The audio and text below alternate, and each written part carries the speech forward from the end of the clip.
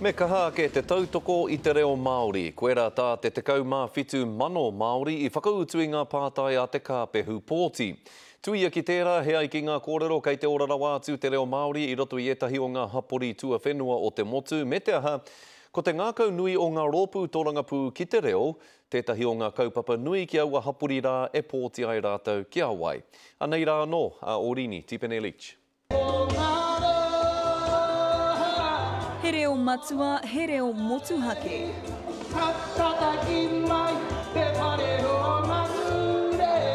Neke atu i te torurau ono te kau mano ngā Māori he iti, he tino kore rawa rānei tō rātau reo. Aha kua kāre i te pērā rawa te kino ki te moana a toi, he huarahi pakeke tonu.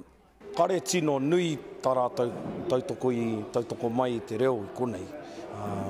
Ko nā kohanga reo tērā e whakapororiaka ana ki te mahi iwe nā mahi. E pai, e rango na whānuiti ana, he oi, nā te hāhi, nā te kapahaka tēnā. Kia whakahukia te mana. E hia miriona kua tāpā e te kāwana ki ngā tini kaupapa whakaora reo. Engari mō ngā taone iti nei, kai te he ke te haumi o aua pūtea. Tērā pēo me kaha ke te kāwana ki te tautoko i tō tātou reo i roto i ngā marae, ngā hapū, ngā whānau, me ngā kura Māori hoki.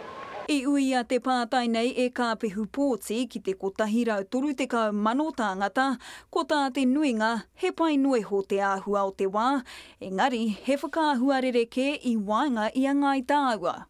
Koni i te haurua kai te hiahia kia kaha ake te tautoko. He āhua 2,500 rau e meana me iti iho.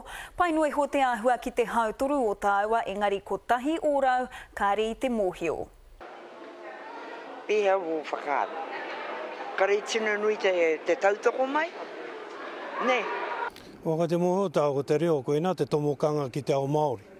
Nā rā ko ngā taonga e waihoihoe ngā mātua tīpuna.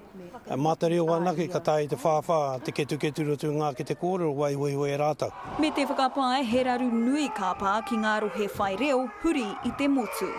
Pena kāre te reo, ka re rapu atu tai te tangata te ruku te hohunutanga o ngā taonga i mahuehoe rātau. Tūturu he taonga tino nui, ko te mātau o ngā kai tono i ngā tūru Māori, tērā ka tūpono tohua e te hunga pōti Māori. Orini Tipene Leach, Te Karere.